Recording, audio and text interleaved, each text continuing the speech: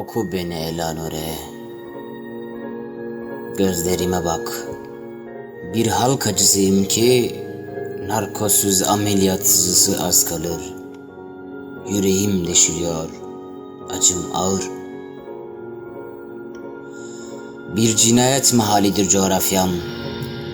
Tüm dünya tanık, tüm dünya kör, sessiz ve sağır.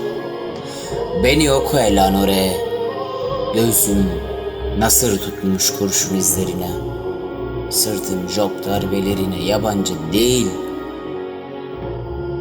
Bağrım deşik, tarifsiz ağır sancılar çekiyorum. Günü yakın gebe bir kadın gibi sağ salim yavrumu kucaklamak istiyorum. Ölmeden, yeni ölümlere gebe bir kentim.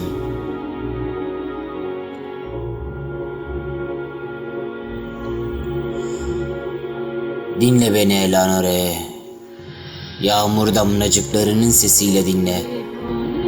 Sırılsıklam ölüyorum, ölüyorum Elanore, bildiğin ölüyorum. Annemin hiç hayal edemeyeceği bir şekilde hem de.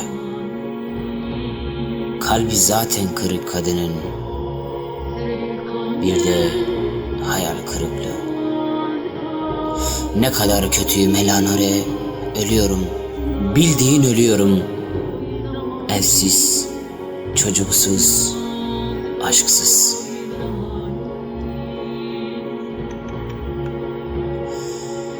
Benimle kal Elanore, gökyüzü mavisi gözlerinin ışığıyla aydınlat kara bahtımı.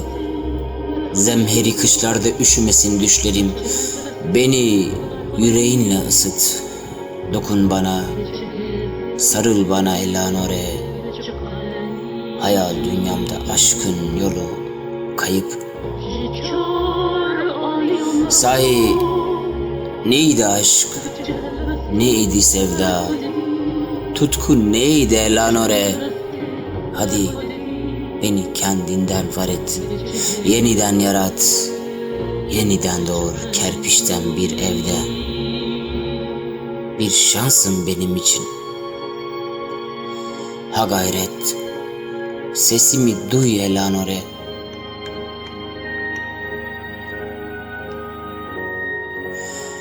Elanore benimle öl, gözlerin kadar parlak gülüşlü çocuklar ile.